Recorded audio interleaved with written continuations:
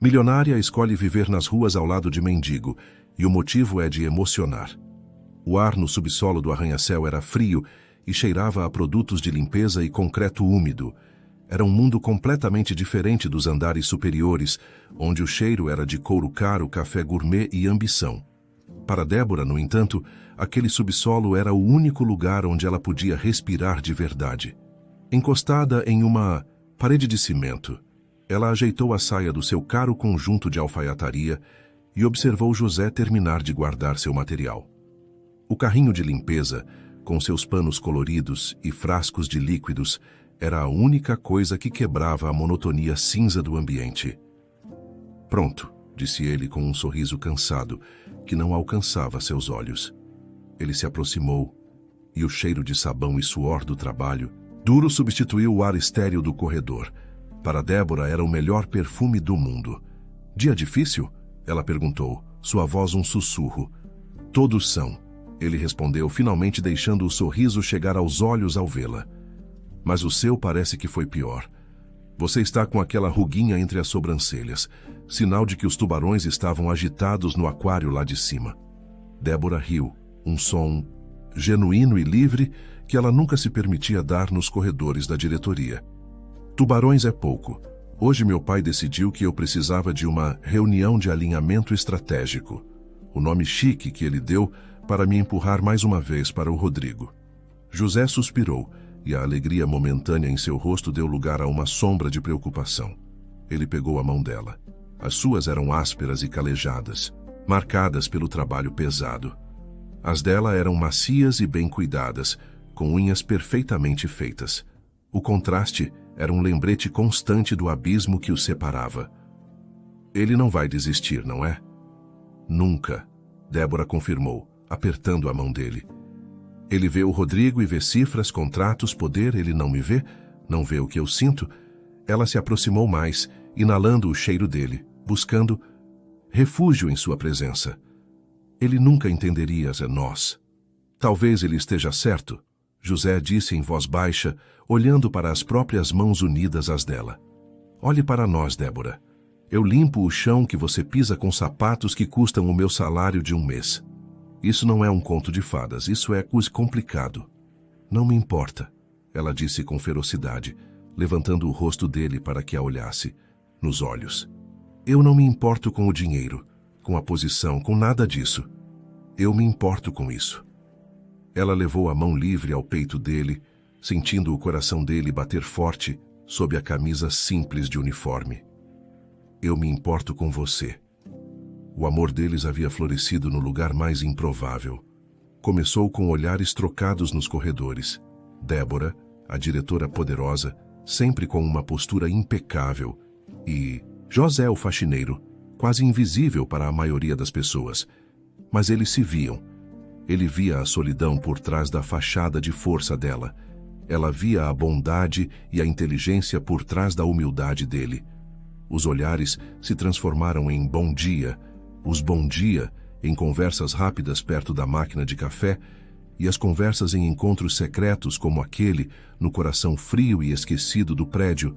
Ele a beijou. O beijo era urgente, faminto. Era um beijo que continha toda a frustração, todo o medo e todo o amor que eles não podiam demonstrar sob as luzes fluorescentes dos escritórios. Era um beijo roubado e, por isso, 1000 vezes mais valioso. Eu te amo, ele sussurrou contra os lábios dela. Eu também te amo. Ela respondeu, sentindo as lágrimas arderem em seus olhos. Mais do que tudo. Mas a realidade sempre voltava para assombrá-los. Naquela mesma noite, o telefone de Débora tocou. Era seu pai, Francisco. A voz dele era como sempre, um trovão calmo, acostumado a dar ordens e a ser obedecido. Débora, querida, tenho ótimas notícias. Consegui uma reserva para nós 4 no restaurante mais exclusivo da cidade para sexta-feira. Você, eu, o pai de Rodrigo e ele. Débora fechou os olhos, sentindo o estômago revirar. Pai, eu já disse que estou muito ocupada com o novo projeto. Não posso ir. Não foi um convite. Foi um comunicado. A voz dele endureceu.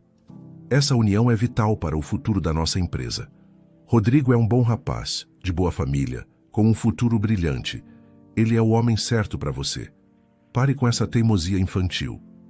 O que você sabe sobre o que é certo para mim? Ela retrucou, a raiva começando a borbulhar. Eu sei de tudo, ele rosnou. Eu construí um império para você e espero que você tenha a decência de honrar o meu esforço. O amor é uma fantasia para adolescentes. A vida adulta é feita de escolhas inteligentes, de segurança, de status. É isso que Rodrigo oferece. Cada palavra dele era uma facada. Ela pensou em José, no calor do abraço dele, na sinceridade do seu sorriso. Aquilo não era uma fantasia, era a única coisa real em sua vida. Eu não posso, pai, ela disse com a voz trêmula. Por favor, não insista. Esteja pronta às 8. Um motorista irá buscá-la, ele disse e desligou. Não havia espaço para discussão. Débora jogou o telefone na cama e gritou no travesseiro. Ela se sentia presa em uma gaiola de ouro.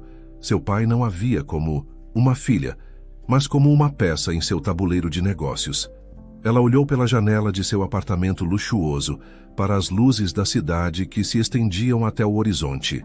Ela tinha tudo o que o dinheiro podia comprar, mas se sentia a pessoa mais pobre do mundo. A única riqueza que ela realmente queria estava escondida no subsolo de um prédio comercial, com medo de que a luz do dia pudesse destruí-la. E, naquela noite, olhando para a cidade solitária, ela sentiu um medo profundo de que talvez, apenas talvez, José estivesse certo. Talvez aquilo não pudesse durar. As semanas que se seguiram foram uma tortura lenta e silenciosa. O distanciamento de José não foi como um golpe súbito, mas como um veneno que se espalhava aos poucos pelas veias de Débora. As mensagens de bom dia que ela enviava eram respondidas horas depois com monossílabos. Ok, tudo bem, ocupado. Os encontros no subsolo, antes o seu santuário, tornaram-se raros e tensos. José inventava desculpas, uma dor de cabeça, um trabalho extra que precisava fazer, um cansaço que parecia pesar em sua alma. Quando se cruzavam pelos corredores, ele baixava os olhos. O sorriso que antes era exclusivo para ela, agora nem sequer aparecia. Débora sentia um pânico crescente. Ela tentava se convencer de que era apenas uma fase, que o peso do segredo e a pressão do trabalho o estavam afetando. Mas, no fundo, um medo gelado se instalava em seu coração. Ela estava o perdendo e não sabia o porquê. Certa noite, depois de mais uma tentativa frustrada de encontrá-lo, ela o esperou no subsolo. Estava decidida a não sair dali sem uma resposta. Quando ele finalmente apareceu, empurrando seu carrinho de limpeza com uma lentidão que denunciava sua exaustão, ele parou ao vê-la. Não havia surpresa em seu rosto, apenas uma resignação sombria. Débora, o que você está fazendo aqui? Ele perguntou, a voz desprovida de qualquer calor. O que você está fazendo comigo, José? Ela respondeu, a voz embargada pela angústia. Você mal. Fala comigo, me evita como se eu tivesse uma doença contagiosa. O que aconteceu foi meu pai? Ele descobriu? Ele te ameaçou? José balançou a cabeça sem conseguir encará-la. Ele olhava para um ponto qualquer na parede de cimento. Não, seu pai não tem nada a ver com isso. Então o que é? Por favor, fala comigo. Ela implorou, aproximando-se e tentando tocar seu braço. Ele se encolheu, recuando. Um passo. E aquele simples gesto a feriu mais do que um tapa no rosto. Acabou, Débora, ele disse, as palavras saindo secas, cortantes. O quê? Como assim acabou? Nós nos amamos. Você disse que me amava. As lágrimas que ela tanto segurou começaram a escorrer livremente por seu rosto. Foi então que ele a olhou. Os olhos dele estavam frios, vazios. Era um olhar que ela nunca tinha visto. O olhar de um estranho. Eu não te amo mais. A frase ecoou no silêncio do subsolo. Débora sentiu o chão desaparecer sob seus pés. Não, não diga isso. Você não pode estar falando sério. É mentira. Não é mentira, ele insistiu, a voz firme, cruel. Eu pensei que sentia algo, mas me enganei. Isso tudo, foi um erro. Nós vivemos em mundos diferentes e eu não quero mais fazer parte do seu. Eu não quero mais isso. O que eu fiz de errado? Ela soluçou, o coração se partindo em 1000 pedaços. Me diz o que eu fiz e eu conserto. Eu faço qualquer coisa. Você não fez nada, ele disse, e a frieza em sua voz era aterrorizante. O problema não é você, sou eu. Eu não quero mais e para garantir que isso não continue, eu pedi demissão. Hoje foi meu último dia. A revelação a atingiu como uma onda. Ele não estava apenas terminando o relacionamento. Ele estava se apagando da vida dela, destruindo qualquer ponte que os conectava. Ele estava desaparecendo. Sem mais explicações, ele virou as costas e começou a andar em direção à saída de serviço, deixando para trás seu carrinho, seu uniforme e o coração de Débora, estilhaçado no chão de concreto. Ela ficou ali, paralisada, ouvindo os passos dele se afastarem até que o único som que restou foi o de seus próprios soluços. A vida de Débora perdeu a cor. Ela se tornou um autômato. Acordava, ia para a diretoria, presidia reuniões com uma eficiência robótica, voltava para seu apartamento luxuoso e encarava o vazio. A comida não tinha gosto, a música não tinha melodia. Tudo era um lembrete doloroso do que ela havia perdido. Ela não entendia. Um amor como o deles não podia simplesmente evaporar. O que ela tinha feito para que ele a odiasse tanto a ponto de fugir? A pergunta a assombrava dia e noite. Seu pai, Francisco, notou a mudança, mas ele a interpretou como um sinal de maturidade. Vendo a filha mais quieta e sem a energia para brigar, ele viu a oportunidade perfeita. Ele intensificou os encontros com Rodrigo. E Débora, exausta de lutar, exausta de sentir dor, começou a ceder. Rodrigo era agradável. Ele era educado, bonito de uma forma clássica e falava sobre os assuntos que se esperava que ele falasse. O mercado de ações, as últimas aquisições da empresa de seu pai, seus planos de férias na Europa. Ele a levava a jantares caros e eventos de gala. Débora sorria, acenava, concordava.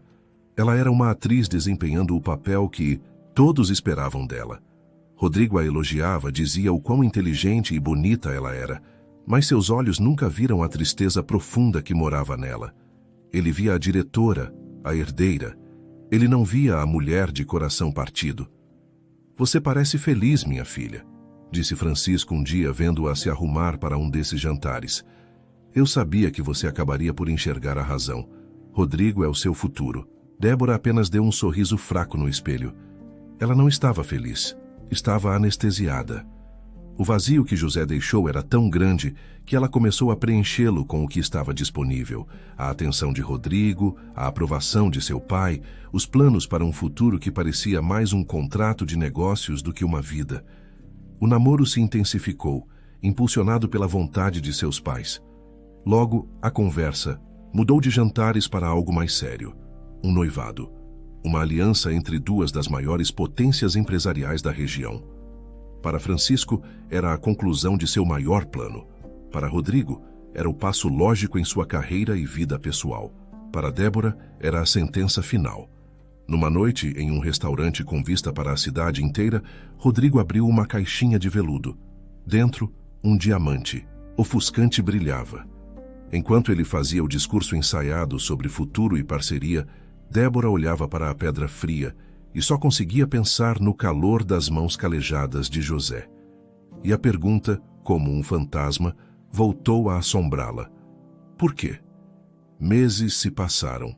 A vida de Débora havia se tornado uma peça de teatro bem ensaiada. O anel de noivado em seu dedo era pesado, um lembrete constante de seu futuro selado. Ela e Rodrigo eram o casal perfeito nos jantares de negócios e eventos sociais. Eles sorriam para as câmeras, falavam sobre a fusão das empresas como se fosse o destino e planejavam um casamento que era o assunto da alta sociedade. Por dentro, Débora era um deserto. A dor da perda de José havia se transformado em uma tristeza crônica, uma névoa fria que nenhuma festa ou vestido caro conseguia dissipar. Certo dia, enquanto se dirigia para a garagem, Ela decidiu pegar um atalho pelo corredor de serviços, o mesmo caminho que usava para seus encontros secretos. O coração dela ainda se apertava ao passar por ali. Foi quando ela ouviu vozes vindo de uma pequena copa, onde os funcionários da limpeza tomavam seu café. Uma pena, não é? O José era um rapaz tão bom, dizia uma voz feminina.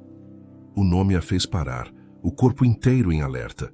Ela se escondeu atrás de uma pilastra de concreto, prendendo a respiração.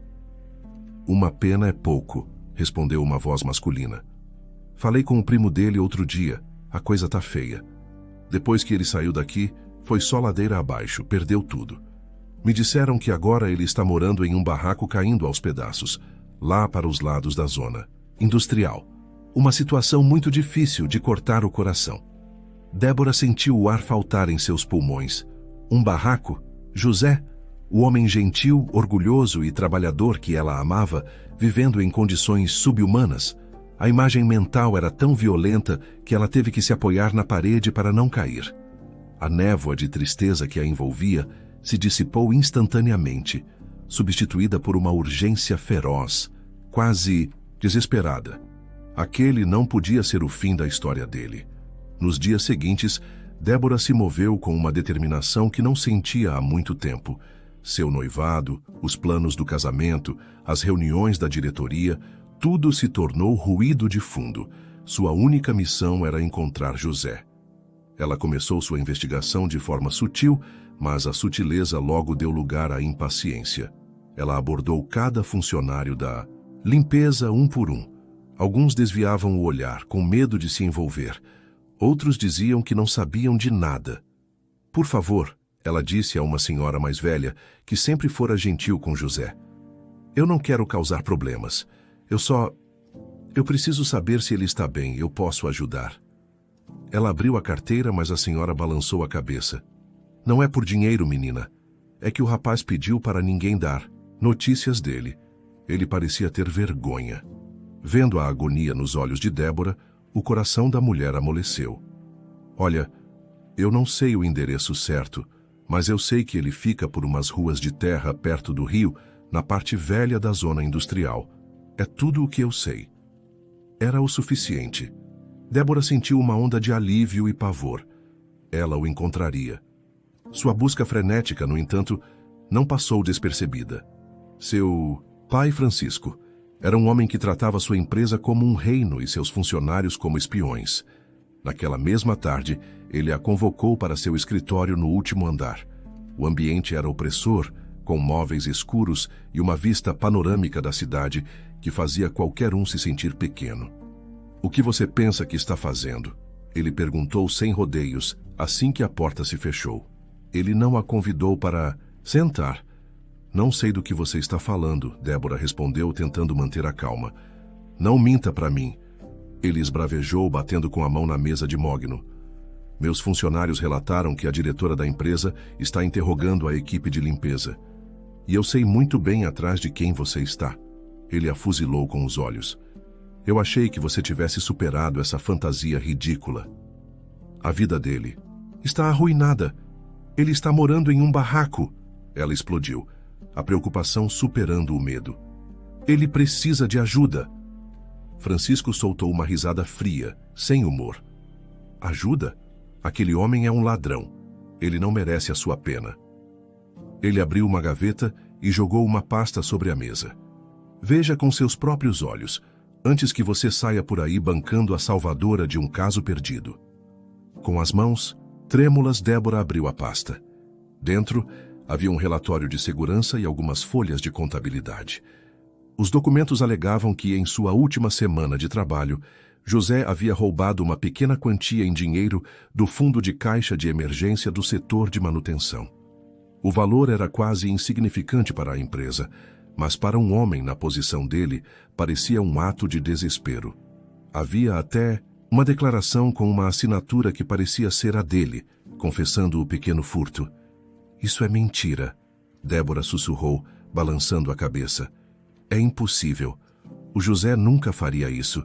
Ele é a pessoa mais honesta que eu conheço. As pessoas te surpreendem, minha filha, disse Francisco, com uma satisfação cruel no rosto. Especialmente quando estão desesperadas. Eu já estava de olho nele há algum tempo, desde que percebi o jeito que você olhava para ele nos corredores. Eu sabia que ele era problema. Ele viu em você um bilhete de loteria e, quando percebeu que não ia conseguir o prêmio, pegou o que pôde e sumiu. A confissão de seu pai, de que ele a estava vigiando, de que estava de olho em José, foi a peça final do quebra-cabeça. A frieza com que ele apresentava aquela prova a enojou. Aquilo não era preocupação de pai. Era manipulação. Era um jogo de poder. Ela não sabia como, mas tinha certeza de que aquilo era uma armação. Débora fechou a pasta e a empurrou de volta para ele com um gesto de desprezo. Eu não acredito em você, ela disse, a voz firme e cheia de uma nova convicção. E eu vou provar que você está errado. Ela se virou e saiu do escritório, deixando para trás um Francisco surpreso e furioso. O endereço vago que a senhora lhe dera agora era sua única esperança. Ela não se importava com os papéis, com as acusações ou com a raiva de seu pai. Ela iria até o fim do mundo para ouvir a verdade da única pessoa que importava, o próprio José. Débora dirigia com o coração na boca. As ruas largas e arborizadas de seu bairro foram dando lugar a um labirinto de vias, estreitas e mal pavimentadas. O luxo dos condomínios foi substituído por casas simples, depois por comércios de fachada gasta, até que ela finalmente chegou a uma área esquecida pela cidade. Era um lugar de terra batida, lixo acumulado nos cantos e uma sensação de desesperança que pairava no ar. O GPS do seu carro de luxo parecia uma piada naquele cenário. Seguindo a indicação vaga que recebera, ela estacionou perto de um pequeno rio de água turva e continuou a pé. E então ela o viu. Não era exatamente um barraco, mas quase. Uma pequena construção de tijolos sem reboco, com algumas tábuas e uma lona de plástico remendando o teto. Uma única lâmpada fraca pendia do lado de fora. Sentado em um caixote de madeira na entrada, estava José. Ele estava mais magro, com o rosto anguloso e uma barba por fazer que lhe dava uma aparência mais velha e cansada. Quando ele levantou os olhos e a viu ali, em seu vestido elegante e sapatos caros, parada a poucos metros de sua casa improvisada, a surpresa em seu rosto foi rapidamente substituída por uma onda de vergonha e pânico. Ele se levantou de um salto, como se quisesse correr ou se esconder. "Débora", ele disse, a voz rouca, incrédula. "O que diabos você está fazendo aqui? Como me encontrou?" "Eu precisava te ver", ela respondeu, aproximando-se lentamente, o coração doendo com a visão dele. As acusações de seu pai ecoaram em sua mente, mas seu instinto gritava que eram falsas. Aquele homem à sua frente não era um ladrão. Era alguém que estava sofrendo profundamente. "José, o que aconteceu com você?" "Não te interessa", ele retrucou, duro, desviando o olhar. "Você não devia estar aqui. Este não é o seu lugar. Volte para o seu mundo de luxo e me deixe em paz."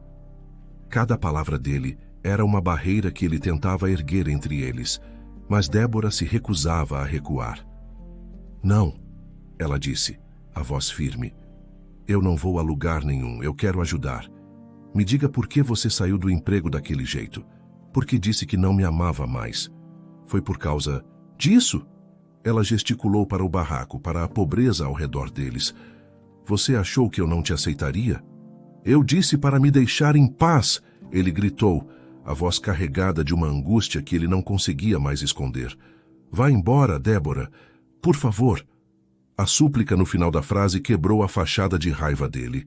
Ela viu ali, por um segundo, o homem que ela amava, perdido e desesperado.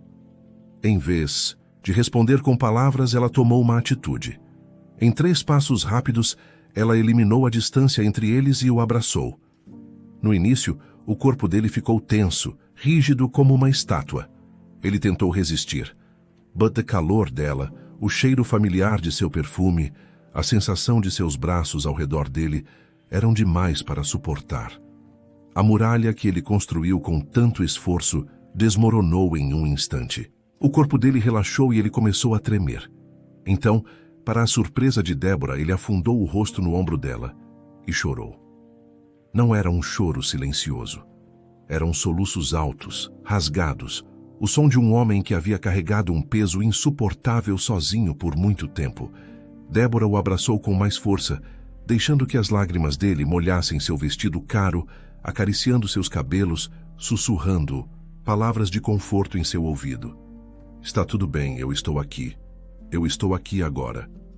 Ele não revelou o motivo de sua fuga, não explicou o porquê de ter mentido ou desaparecido. As palavras pareciam impossíveis de serem ditas, mas naquele abraço, ele aceitou a presença dela. Quando finalmente se acalmou exausto, ele a guiou para dentro do barraco. O interior era ainda mais desolador. Um colchão, fino no chão, uma pequena mesa com alguns pratos, uma caixa de papelão com roupas. Era um testemunho de sua queda. Mas Débora não via a pobreza. Ela só via ele. A noite caiu, e eles não falaram muito. O silêncio era preenchido por uma compreensão tácita. Ela estava ali, e não o julgaria. Ele estava quebrado, e aceitava o cuidado dela. A atração entre eles, que nunca havia morrido, ressurgiu com uma força avassaladora. Não de desejo, mas de uma necessidade profunda de conexão. Naquela noite, no colchão fino sobre o chão de cimento, eles fizeram amor. Foi um ato desesperado e terno. Foi um reencontro de almas que haviam sido brutalmente separadas. Para Débora, era a confirmação de tudo o que ela sentia. O amor deles era real e havia sobrevivido ao caos.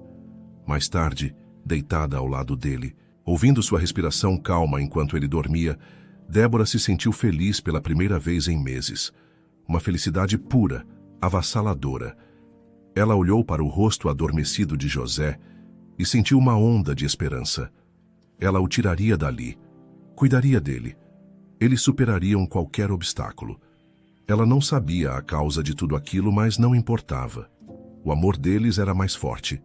Naquele momento, enrolada ao lado do homem que amava, no lugar mais humilde que já conhecera, Débora acreditava com todo o seu ser que o pior já havia passado e que, a partir daquele amanhecer, eles reconstruiriam suas vidas juntos.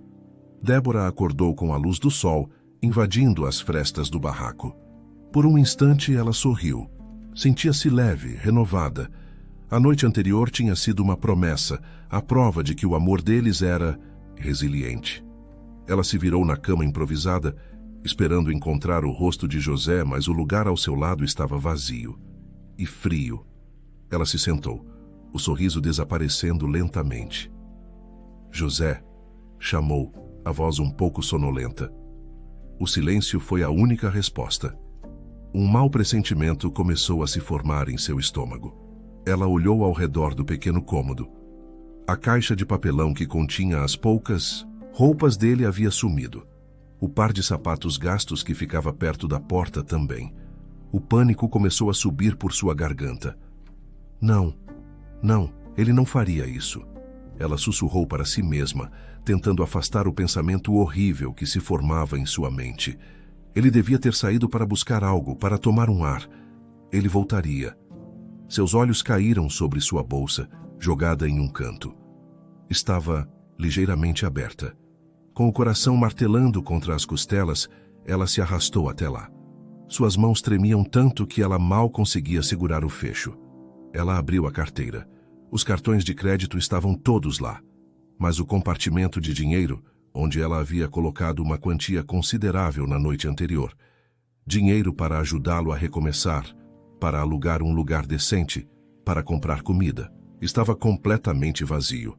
O ar escapou de seus pulmões como se ela tivesse levado um soco. A realidade a atingiu com a força de um trem.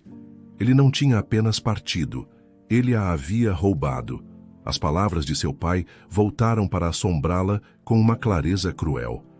Ele viu em você um bilhete de loteria, pegou o que pôde e sumiu. As provas que ele havia mostrado, a confissão assinada, tudo pareceu terrivelmente real naquele momento. A felicidade da noite anterior se transformou em cinzas. A esperança se converteu em uma humilhação profunda e amarga. Ela não tinha sido sua salvadora, tinha sido seu alvo. Ele não a abraçou por amor. Ele a abraçou para poder pegar o dinheiro em sua bolsa.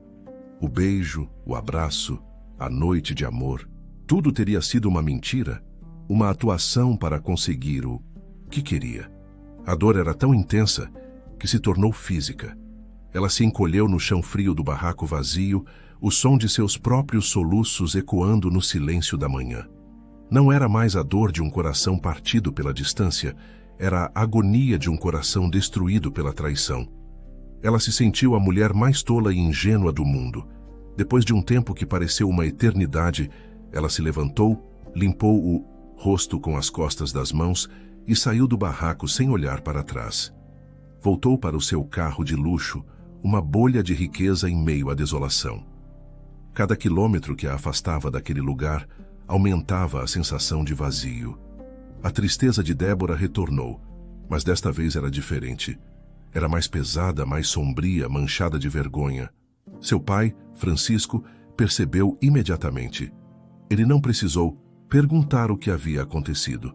A expressão de derrota no rosto dela dizia tudo. Eu lamento que você tenha tido que aprender da maneira mais difícil, minha filha, ele disse, com um tom de falsa compaixão que mal escondia sua satisfação. Mas talvez agora você entenda. O mundo não é um conto de fadas. É hora de focar no seu futuro real, com um homem que está à sua altura.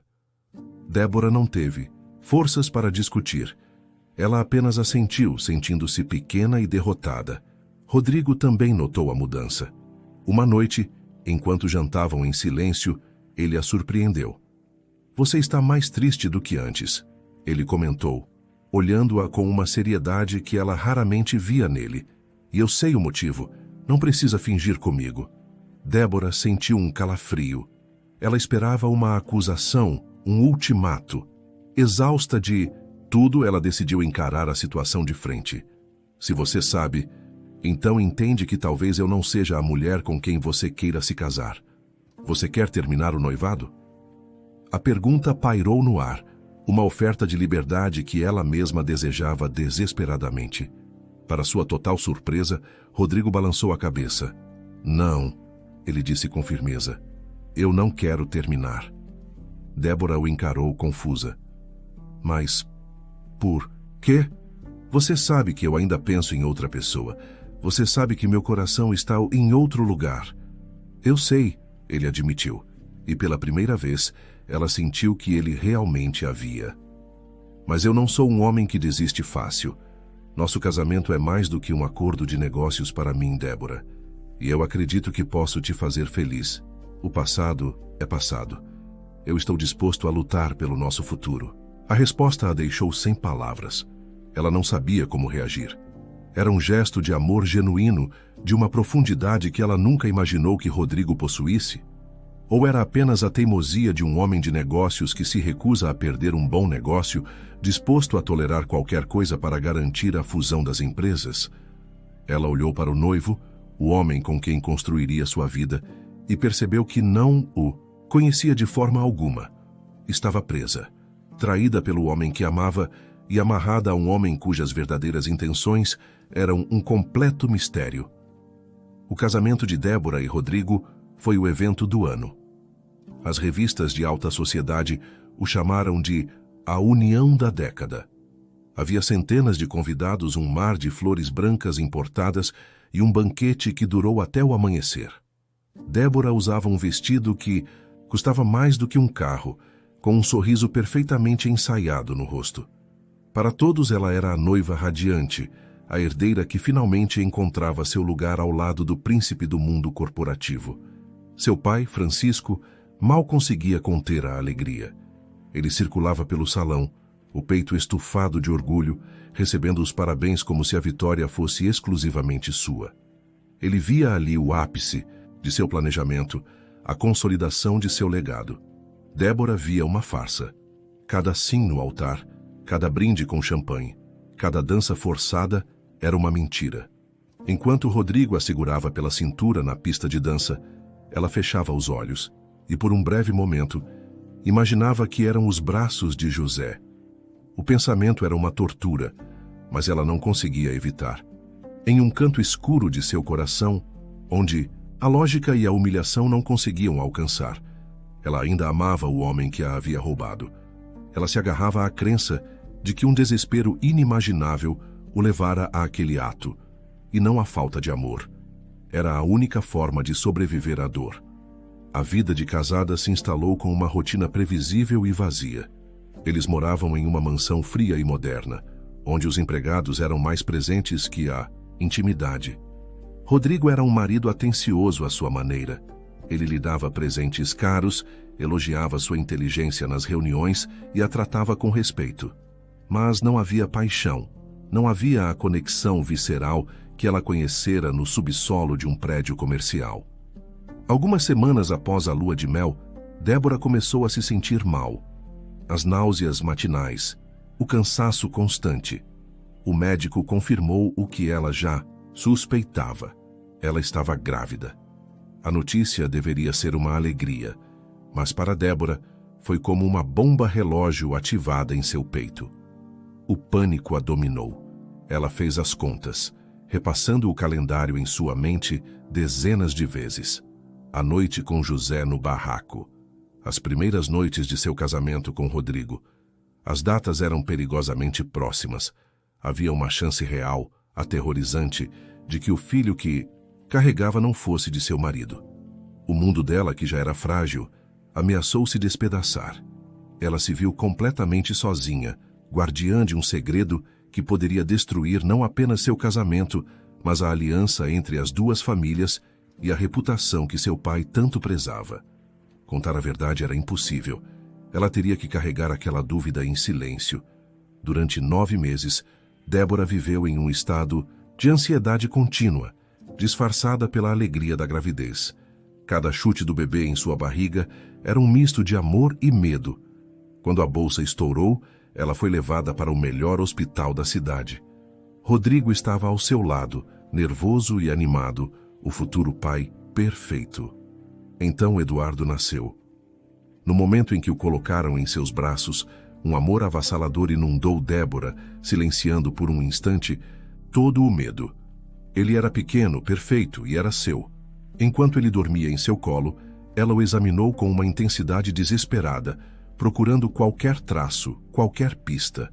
Os olhos, o formato do nariz, a cor do cabelo. Para seu alívio e contínua incerteza, ele era a cara dela. Não havia uma semelhança óbvia nem com Rodrigo, nem com José. O segredo estava seguro por enquanto. A chegada de Eduardo trouxe um novo propósito à vida de Débora, mas não apagou o passado.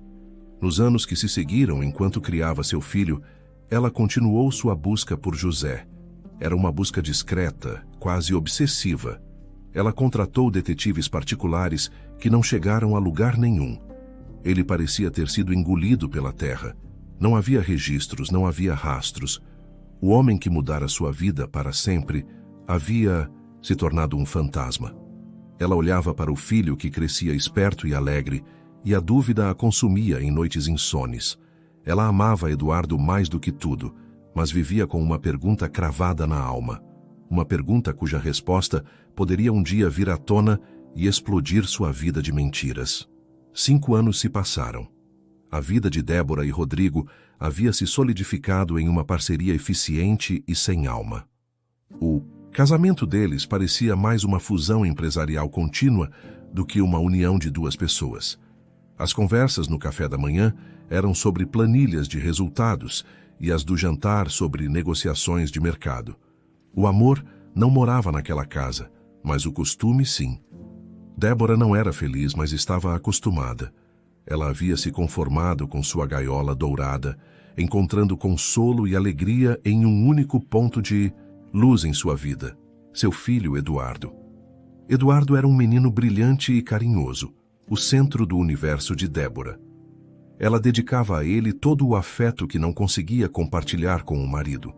Rodrigo, por sua vez, era um pai presente, mas distante. Ele via o filho como mais um item de seu portfólio de sucesso, o herdeiro. Nos últimos meses, no entanto, Rodrigo começou a apresentar uma piora em sua saúde.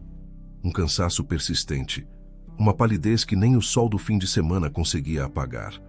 Workaholic convicto, ele atribuiu tudo ao estresse do trabalho.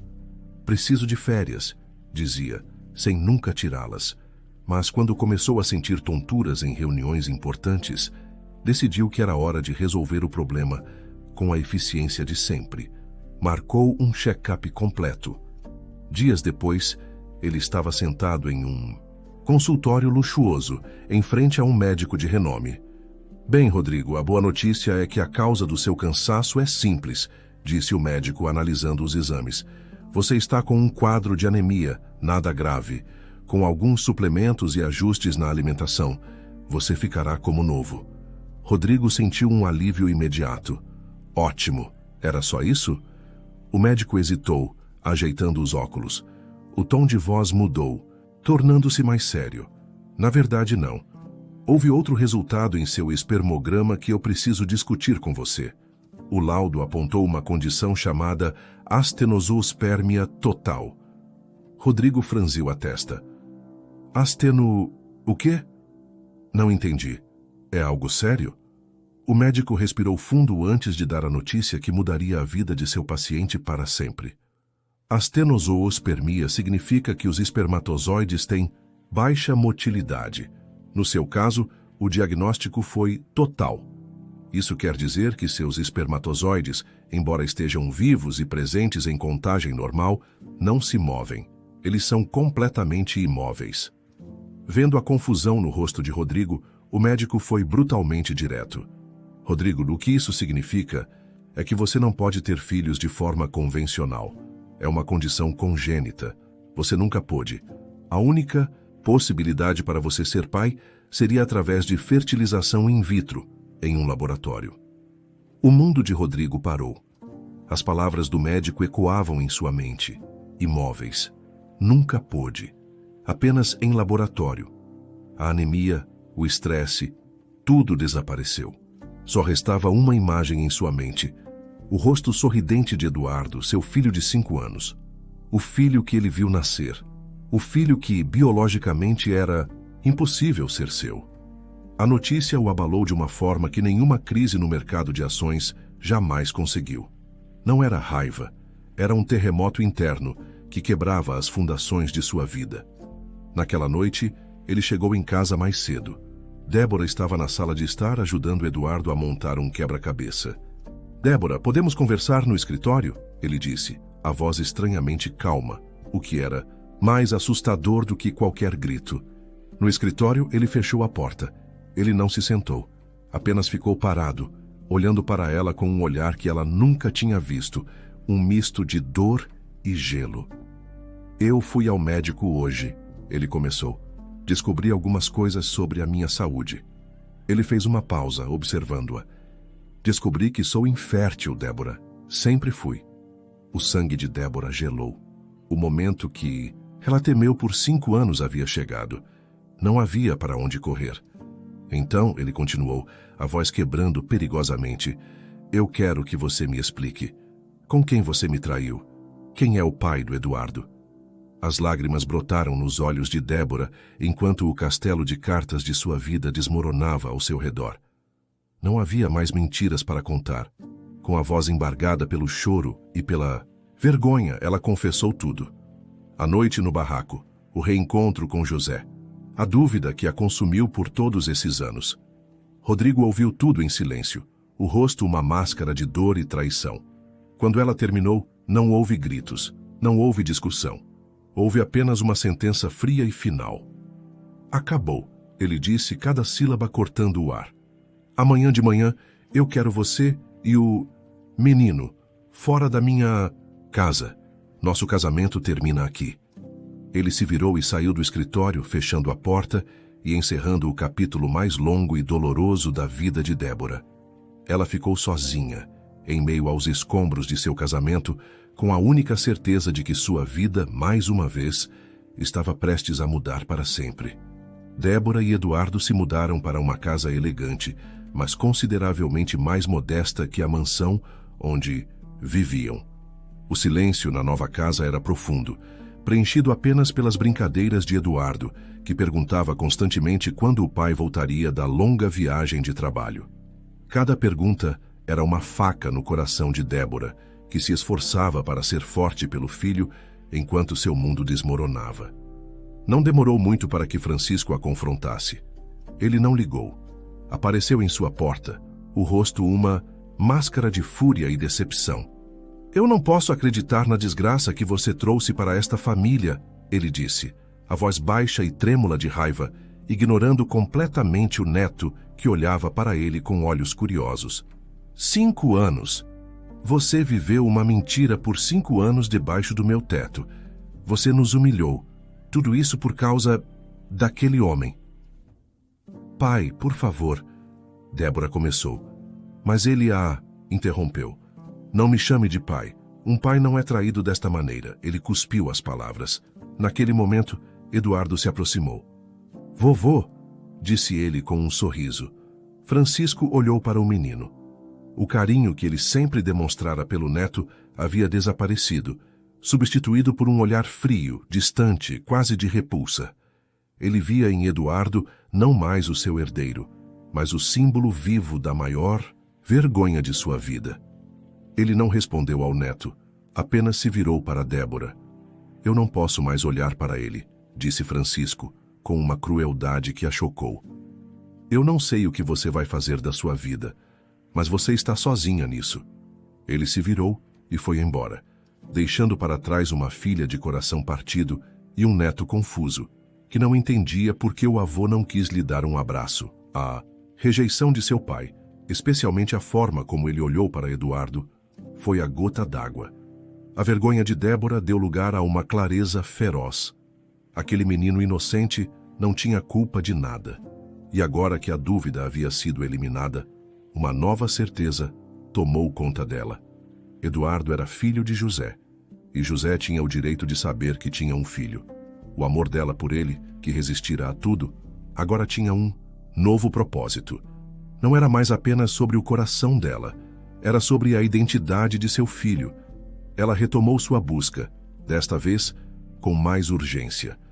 Mas, novamente, todos os caminhos levavam a becos sem saída. José parecia ter se tornado um verdadeiro fantasma, sem deixar rastros. Foi então que, semanas depois, Francisco apareceu novamente. Desta vez, sua expressão não era de raiva, mas de um desprezo, frio e calculado. Ele não disse uma palavra, apenas jogou um envelope pardo sobre a mesa de centro. "O que é isso?" Débora perguntou receosa. "Eu contratei um detetive", ele disse. "Não para te ajudar, mas para te mostrar, de uma vez por todas, o que você jogou fora. Para você ver quem é o verdadeiro José. Abra." Com as mãos trêmulas, Débora abriu o envelope. Dentro havia uma série de fotografias. As imagens eram granuladas, tiradas à distância, mas inconfundíveis.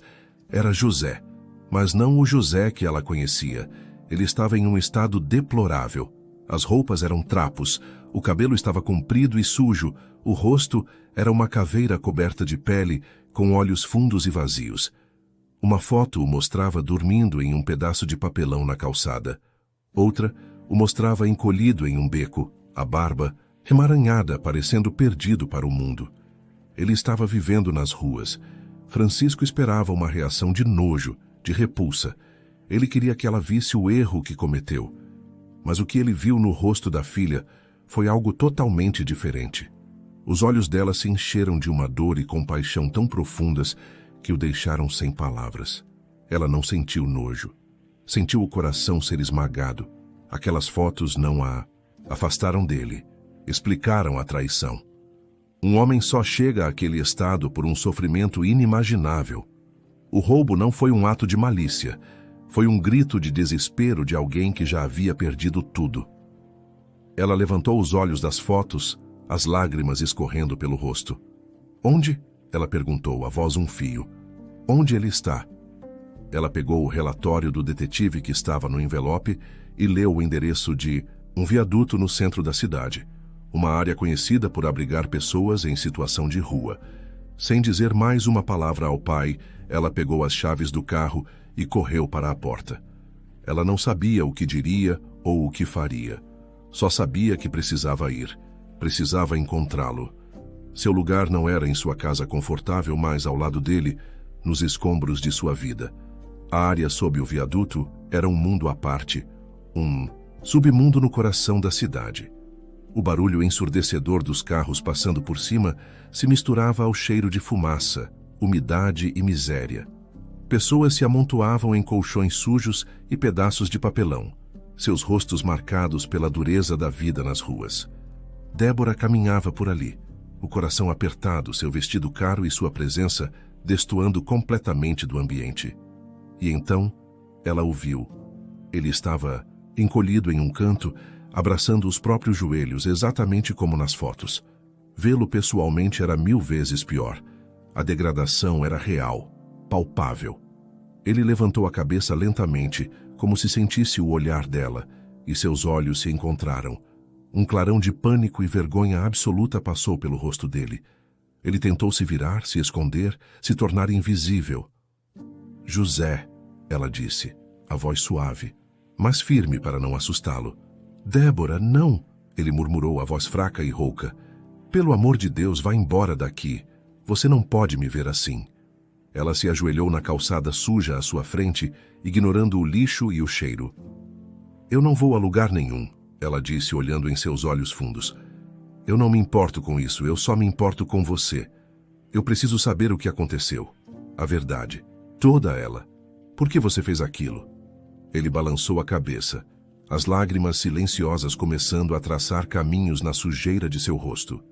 Vê-la ali, tão perto, sem nojo, sem repulsa, apenas com uma dor que espelhava a sua, quebrou a última barreira de sua resistência. A verdade, que ele guardara como um segredo venenoso, finalmente transbordou. Eu tenho um problema, Débora, ele confessou, a voz embargada. Um vício. Começou há muito tempo antes de te conhecer. Eu conseguia controlar, ou achava que conseguia, mas quando me apaixonei por você, tudo piorou. Débora ouvia, o coração em pedaços. Eu te via tão perfeita, tão forte, vivendo em um mundo que eu jamais poderia alcançar. Eu me sentia pequeno, um impostor. O vício se tornou meu refúgio e minha prisão. Eu comecei a gastar o pouco que tinha. Depois comecei a fazer dívidas. A vergonha o fez baixar os olhos. Aquele dinheiro que sumiu da empresa, fui eu. Eu roubei. Eu estava no fundo do poço, precisava sustentar o vício. Eu me tornei alguém que eu desprezo. Ele respirou fundo, tremendo. E naquela noite, no barraco, quando você apareceu como um anjo, eu senti esperança por um segundo. Mas quando amanhã chegou, o desespero voltou. E eu vi o dinheiro na sua bolsa. Ele começou a chorar abertamente. Eu peguei, Débora. Eu te roubei. Eu me odeio por isso a cada segundo de cada dia. Eu sou um monstro. Débora também chorava, mas suas lágrimas eram de compreensão. A peça final do quebra-cabeça se encaixou. Não era falta de amor, era uma doença. E foi por isso que eu fugi, ele continuou, a voz um sussurro quebrado. Eu me afastei porque eu te amo. Você não entende? Eu te amo mais do que a minha própria vida, e era por isso que eu tinha que sair da sua. Eu só te traria dor, vergonha, destruição. Eu tive que te machucar uma vez para te salvar de mim para sempre. A confissão foi a coisa mais dolorosa e, paradoxalmente, a mais linda que Débora já ouvira. Ele a amava. Ele sempre a amou. Suas ações cruéis foram, na verdade, o ato de amor mais desesperado e distorcido que ele poderia conceber. Agora que você sabe a verdade, ele implorou, olhando para ela com súplica. Por favor, vá embora. Volte para sua vida. Finja que eu morri. É o melhor que você pode fazer. Débora enxugou as lágrimas e pegou a mão dele, suja e calejada. A mão que ela tanto amava. Ele se encolheu com o toque, como se não o merecesse. Não, ela disse com uma convicção que vinha do fundo de sua alma. Eu não vou a lugar nenhum. Ele a olhou chocado. Você está louca? Olhe para mim. Eu sou um caso perdido. Eu não me importo, ela disse, apertando a mão dele. Eu te amo, José.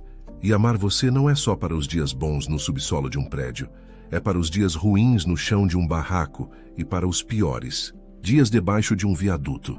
Se você não vai sair daí, então eu vou ficar aqui com você. Eu não vou te abandonar, nunca mais. José a encarou, a boca entreaberta, completamente atordoado pela força daquela mulher. Ele, que havia tentado de tudo para afastá-la por amor, via agora que era esse mesmo amor que a amarrava a ele, de uma forma que ele nunca poderia quebrar. Débora olhou para o rosto sofrido de José e tomou uma decisão. Uma decisão que guardaria no fundo de sua alma. Ela não contaria sobre Eduardo, não ainda. Revelar a existência de um filho para um homem que se via como um monstro, que mal conseguia cuidar de si mesmo, seria um ato de crueldade. A notícia poderia esmagá-lo com um peso de culpa que ele não suportaria. Eduardo seria a sua carta final, o as que ela usaria não para condená-lo, mas para lhe dar uma razão para viver quando a hora fosse certa. Por enquanto, a missão era outra: resgatar o homem, para depois lhe apresentar o filho. Sua primeira providência foi usar o poder que o dinheiro lhe dava para criar uma fortaleza ao redor de seu filho. Ela contratou uma equipe de 3 babás que se revezariam em turnos, garantindo que Eduardo tivesse cuidado, carinho e supervisão 24 horas por dia. Contratou uma psicóloga infantil para ajudar o menino a lidar com as mudanças abruptas e uma tutora para garantir que seu desenvolvimento não fosse afetado. Ela transformou sua casa em um santuário para o filho, um lugar seguro e estável, para que ela pudesse mergulhar no caos da vida de José. E então, ela fez o impensável. Voltou para debaixo do viaduto vestindo roupas simples e surradas que comprara em um brechó sem bolsa, apenas com a identidade e um pouco de dinheiro de emergência escondido no sapato. Você ficou completamente louca? José rosnou quando a viu se sentar ao lado dele em um pedaço de papelão. Isso não é uma brincadeira, Débora. Vá para casa. Minha casa agora é onde você estiver, ela respondeu com uma calma teimosa. Nos primeiros dias, ele tentou de tudo para se livrar dela. Ele andava por quarteirões sem rumo, e ela o seguia a uma distância respeitosa. Ele gritava com ela, chamando-a de insana, de irresponsável. Ela absorvia a raiva dele em silêncio. Ela observou seu padrão. Ele pedia comida em restaurantes e padarias, aceitando humildemente o que lhe davam, mas nunca pedia um centavo. Ela entendeu que ele sabia que qualquer dinheiro em suas mãos seria usado para alimentar o vício que o destruía. Aquele pequeno ato de autocontrole em meio ao caos reforçou a fé dela. Periodicamente, Débora desaparecia por algumas horas. Ela ia para casa, tomava um banho rápido, vestia roupas limpas e se transformava em mamãe. Brincava com Eduardo, lia histórias para ele, o colocava para dormir com um beijo e um coração partido. Então, trocava, de roupa novamente, e voltava para a dureza da rua, para o lado de José. A transição entre seus 2 mundos era vertiginosa e dolorosa, um lembrete constante do que ela estava arriscando. Com o tempo, José parou de tentar expulsá-la. A presença constante dela, silenciosa e inabalável, começou a penetrar em suas defesas. Ela estava lá quando ele tremia de abstinência, oferecendo-lhe um pouco de água. Estava lá quando ele desabava em choro, em soluços de autocomiseração e ódio, e ela apenas segurava sua mão até a crise passar. Estava lá quando ele tinha surtos de raiva, socando o chão de frustração, e ela não recuava. Ela via tudo: o sofrimento, a sujeira, a doença, e ainda assim ficava. Quando a noite caía e o frio da cidade se instalava no concreto, ela se deitava ao lado dele, ambos encolhidos para se aquecer. Para Débora, dormir na rua era assustador e humilhante, mas a proximidade de José a confortava. Para ele, a presença dela era uma loucura que ele não conseguia compreender. Uma milionária, que poderia estar dormindo em lençóis de seda, estava ali tremendo de frio em um papelão por ele. Ele a chamava de louca, mas em seu coração devastado, algo que ele pensava, estar morto, começou a pulsar. Era um calor fraco, mas inconfundível. Amor. Um amor tão puro e incondicional que doía. Ele a amava por estar ali, e era exatamente por amá-la tanto que a convicção dele se fortalecia a cada dia. Ele precisava fugir. Ele não podia permitir que ela se destruísse por ele. Vê-la sofrer ao seu lado era uma tortura maior do que qualquer vício. Uma manhã, Débora acordou, com o som dos primeiros carros e a sensação de um vazio gelado ao seu lado. O pedaço de papelão onde José dormia estava vazio. Um pânico instantâneo e avassalador tomou conta dela. Não era o mesmo pânico daquela manhã no barraco. Era o medo de que o amor e o sacrifício dela não tivessem sido suficientes. Não, de novo não. Ela sussurrou, levantando-se de um salto. Ela correu pelas ruas que se tornaram seu novo lar, o coração batendo descontroladamente. A cidade estava despertando, mas para Débora, o mundo estava acabando. Perguntou a algumas pessoas em situação de rua se o haviam visto, mas ninguém sabia de nada. O desespero começou a se instalar. Ele tinha conseguido. Tinha fugido dela. Foi quando ela teve uma intuição. Ele não estaria no centro da cidade. Ele estaria nas bordas. Ela correu na direção da rodoviária, o ponto de fuga mais lógico. E então ela o avistou. Ele caminhava pela calçada de uma avenida larga que levava para fora da cidade, uma pequena trouxa de roupas amarrada nas costas, o passo determinado de alguém que não pretendia voltar. José! Ela gritou correndo até ele, a voz sem fôlego. Ele parou e se virou. A expressão em seu rosto era de pura agonia. Ele não queria que ela o encontrasse. Onde você está indo? Ela perguntou, parando na frente dele, bloqueando seu caminho. Eu te disse, Débora. Eu não aguento mais. Ele disse, a voz trêmula de emoção. Eu não suporto ver você sofrendo, vivendo assim, quando você poderia ter uma vida de rainha. Eu estou indo para outra cidade, bem longe, um lugar onde você não possa me seguir. É a única maneira de te libertar de mim. Você acha que me deixar é me libertar? Ela chorou. Você não entende que a minha vida só tem sentido com você? Não essa vida, ele disse, apontando para as roupas sujas dela, para o cansaço em seu rosto. Eu te amo demais para ser o seu fim. Débora o abraçou com toda a força que tinha, afundando o rosto no peito dele. Ele resistiu por um segundo, mas depois cedeu, e os soluços que ele tanto segurava escaparam. Ele chorou em seus braços, um choro de amor e de despedida. Quando ele se acalmou um pouco, ela se afastou, mas segurou o rosto dele entre as mãos. Antes de você ir, eu preciso te mostrar uma coisa, uma última coisa. Com as mãos trêmulas, ela enfiou a mão em um bolso interno de sua jaqueta e tirou um pequeno plástico que protegia uma fotografia. Ela a estendeu para ele. José olhou para a foto, confuso. Nela, um menino de uns 5 anos com cabelos castanhos e olhos brilhantes sorria para a câmera. Um sorriso cheio de vida e inocência. É um menino bonito, disse José, sem entender. Quem é ele? Débora respirou fundo, preparando-se para um momento que mudaria tudo. O nome dele é Eduardo, ela disse, a voz firme, apesar das lágrimas que escorriam. E ele é seu filho, José. O mundo de José parou de girar. Ele olhou da foto para o rosto de Débora e de volta para a foto. A palavra impossível se formou em seus lábios, mas não saiu. A mente dele girava, calculando datas, lembrando-se daquela noite no barraco. O choque foi tão grande que ele cambaleou para trás, as pernas fraquejando.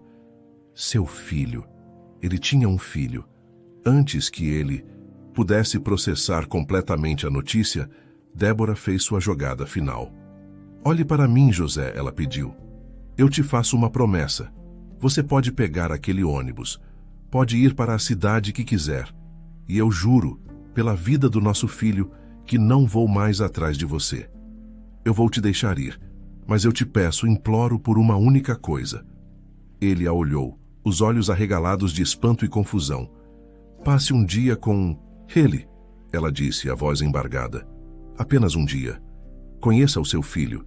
Veja o menino incrível que ele é. Depois disso, se você ainda quiser ir embora, a decisão será sua. Eu não vou te impedir. Você tem a minha palavra. José olhou para a foto do menino sorrindo, depois para a mulher que havia desistido de tudo por ele. Um filho. Ele tinha um filho. A ideia era ao mesmo tempo aterrorizante e milagrosa. Como ele poderia ir embora sem ao menos ver o rosto dele uma vez? Como poderia virar as costas para a única parte dele que era pura e boa no mundo? Incapaz de formar palavras, ele apenas assentiu lentamente. Um único aceno que selou seu destino. José olhou para a fotografia, depois para Débora e de volta para a foto. A ideia de encontrar seu filho, um ser puro e inocente, em seu estado atual, o encheu de uma vergonha tão profunda que era quase paralisante. "Eu não posso", ele sussurrou, a voz embargada. "Olhe para mim, Débora. Eu não posso deixar que ele me veja assim, cheirando a rua, parecendo um animal." Era a primeira vez em muito tempo que ele demonstrava preocupação com a própria aparência, com a própria dignidade. Para Débora, foi o primeiro sinal de esperança. "Você não vai", ela disse, com uma suavidade que acalmou o pânico dele. "Nós vamos dar um jeito nisso primeiro." Com a delicadeza de quem guia um homem ferido, Débora o levou até um pequeno hotel no centro da cidade, um lugar simples para o qual ela havia transferido uma quantia em dinheiro, antecipando que ele precisaria de um refúgio. Ela alugou um quarto por algumas horas. Ali, ela lhe deu roupas novas que havia comprado, uma toalha limpa e tudo o que ele precisava para se barbear. Enquanto José tomava o banho mais longo e significativo de sua vida, lavando não apenas a sujeira do corpo, mas anos de degradação, Débora esperava do lado de fora, o coração ansioso. Quando ele finalmente saiu, ela mal o reconheceu. Sem a barba emaranhada, com os cabelos cortados pelo barbeiro do hotel, vestindo uma calça jeans e uma camisa simples, ele parecia outro homem. Parecia o José por quem ela havia se apaixonado, embora com os olhos marcados por um sofrimento que talvez nunca desaparecesse completamente. O encontro aconteceu na casa de Débora. Quando entraram, Eduardo correu para abraçar a mãe. Então ele olhou com curiosidade para o homem alto e de olhar triste que a acompanhava. "Mamãe, quem é?" ele perguntou. "Eduardo, este é o José, um amigo muito querido da mamãe", disse Débora. José se agachou para ficar na altura do menino, o coração batendo tão forte que ele achou que explodiria. "Oi, Eduardo, é um prazer te conhecer." A pureza de uma criança não conhece julgamentos. Eduardo sorriu e começou a mostrar a José seus brinquedos favoritos. Uma coleção de dinossauros. Eles se sentaram no tapete da sala, e aos poucos a tensão de José começou a se dissipar. Ele se viu conversando sobre o Tiranossauro Rex, ajudando a montar uma torre de blocos, rindo de uma piada que o menino contou. Pela primeira vez em anos, ele não estava pensando em seu vício, em sua dor ou em sua miséria. Ele estava apenas ali, presente, sendo pai, mesmo sem que o filho soubesse. Em um determinado momento, Eduardo pegou um papel e lápis de cor e começou a desenhar. Ele desenhou 3 figuras de palito, uma mulher, um homem e um menino entre eles. "Essa é a mamãe, esse sou eu e esse é você", disse Eduardo, apontando para a figura masculina. Aquilo foi demais para José. A simplicidade e a profundidade daquele gesto o atingiram como uma onda. Ele olhou para o desenho, para a família que poderia ter sido, para a vida que ele havia jogado fora. Ele se levantou de repente. Eu preciso de um copo d'água", ele disse, a voz falhando. Ele foi até a cozinha, apoiou-se na pia e desabou. As lágrimas que ele chorou ali não eram de desespero, mas de uma dor redentora. Eram lágrimas de amor, de arrependimento e de um desejo avassalador de ser digno daquele pequeno desenho. Débora o seguiu e o encontrou ali, soluçando, silenciosamente.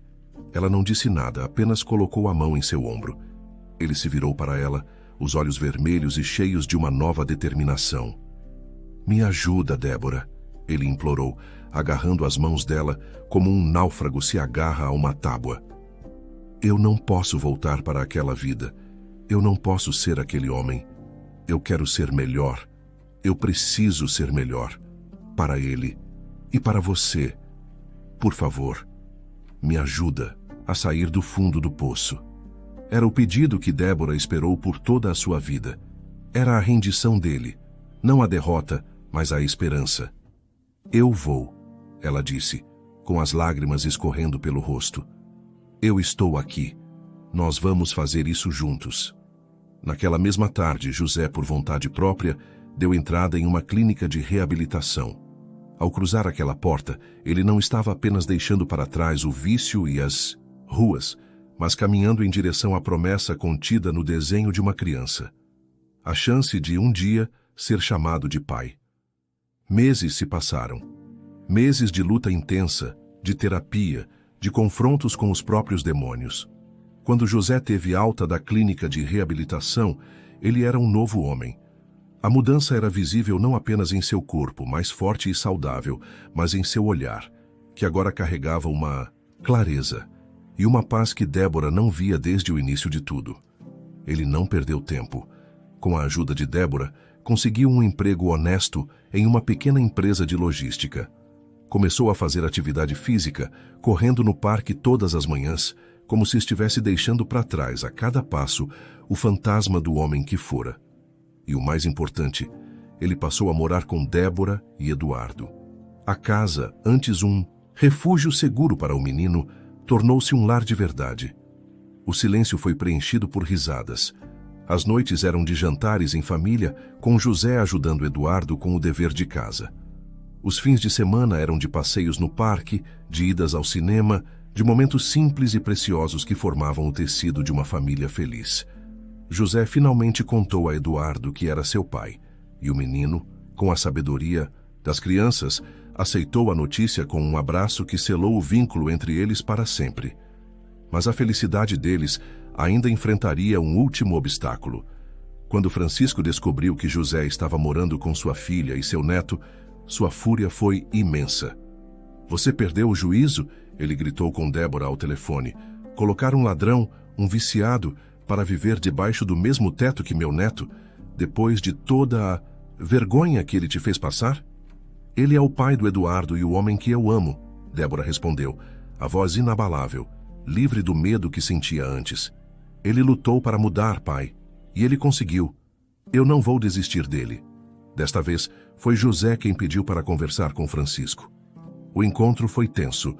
O velho patriarca o olhava com todo o desprezo do mundo. Mas José não se encolheu. "Senhor Francisco", ele começou com calma e respeito. "Eu entendo o seu ódio. Se eu estivesse no seu lugar, eu sentiria o mesmo, ou pior. Eu não peço que o senhor me perdoe ou confie em mim. Isso eu sei que preciso conquistar. A única coisa que eu peço é tempo. Eu prometo ao Senhor, não com palavras, mas com cada dia da minha vida, que eu nunca mais farei sua filha sofrer. Minha única missão agora é fazê-la feliz e ser o melhor pai do mundo para o seu neto." Francisco não se convenceu. Ele rosnou algumas palavras de desdém e foi embora, mantendo sua distância. Mas o tempo, o grande curador de feridas, começou a trabalhar. Os anos passaram. José nunca teve uma recaída. Ele se tornou um pilar de estabilidade e amor na vida de Débora e Eduardo. Francisco, mesmo à distância, observava. Ele via a filha em eventos de família com um sorriso genuíno, um brilho nos olhos que ele não via desde que ela era uma menina. Ele via José na plateia das peças de teatro da escola de Eduardo, aplaudindo com um orgulho que não podia ser fingido. Ele via a forma como seu neto olhava para o pai, com uma admiração e um amor puros. Lentamente, as muralhas de gelo no coração de Francisco começaram a derreter. Ele percebeu que o status, o dinheiro e os sobrenomes importantes não haviam trazido a felicidade para sua filha. Mas aquele homem, que viera do fundo do poço, sim. A aceitação final não veio com um grande discurso, mas com um pequeno gesto. Em um aniversário de Eduardo, no jardim da casa deles, Francisco se aproximou de José, que estava ajudando o menino com sua bicicleta nova. Ele colocou a mão no ombro de José. "Você é um bom pai", ele disse, a voz um pouco rouca. Foi só isso, mas foi tudo. Naquele momento a guerra acabou. O perdão foi concedido. A família, que havia sido quebrada e remendada de tantas formas improváveis, estava finalmente completa. Débora, a mulher que um dia teve tudo e escolheu viver sem nada, descobriu que, ao seguir seu coração até as últimas consequências, havia encontrado a maior de todas as Riquezas, uma família unida por um amor que provou ser mais forte que o dinheiro, o orgulho e até mesmo a própria escuridão. E eles viveram finalmente felizes.